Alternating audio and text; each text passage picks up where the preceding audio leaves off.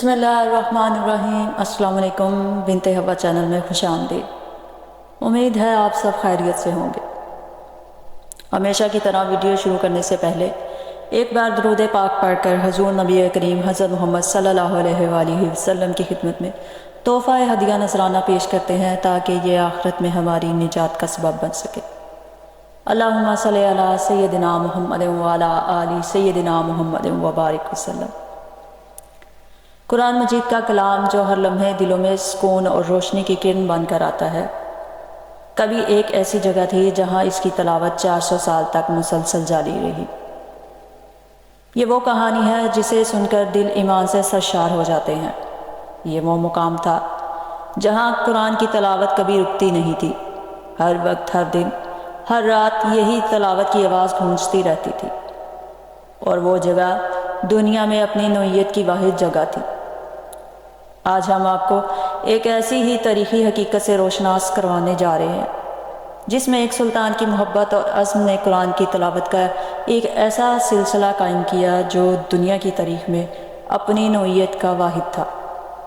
400 سال تک مسلسل تلاوت قرآن۔ 10ویں ہجری میں جب سلطان سلیم کو خلافت ملی تو وہ حضور صلی اللہ علیہ وآلہ وسلم کی طرف سے منسوب تبرکات کو مصر سے استنبول لے آئے اور یہ اہتمام کیا کہ توپ کاپی سرائے میں ان کو محفوظ رکھنے کے لیے ایک مستقل کمرہ تعمیر کیا گیا، اور اس کمرے میں وہ خود اپنے ہاتھ سے جھاڑو دیتے تھے۔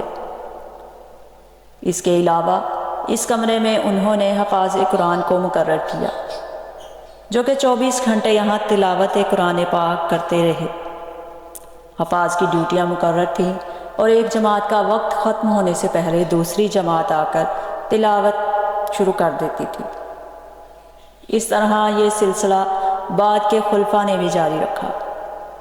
اس طرح دنیا میں شاید یہ واحد جگہ ہے جہاں 400 سال تک مسلسل تلاوت قرآن ہوتی رہی، اور اس دوران ایک لمحہ کے لیے بھی بند نہیں ہوئی۔ خلافت کے خاتمے کے بعد یہ مبارک سلسلہ بھی موقوف ہو گیا۔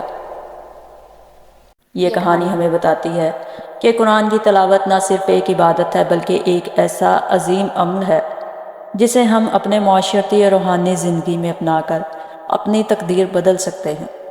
اللہ ہم سب کو اپنی ہدایت سے نوازے، آمین۔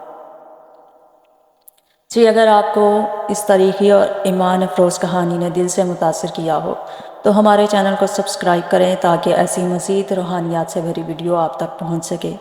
اگلی ویڈیو تک کے لیے اللہ حافظ۔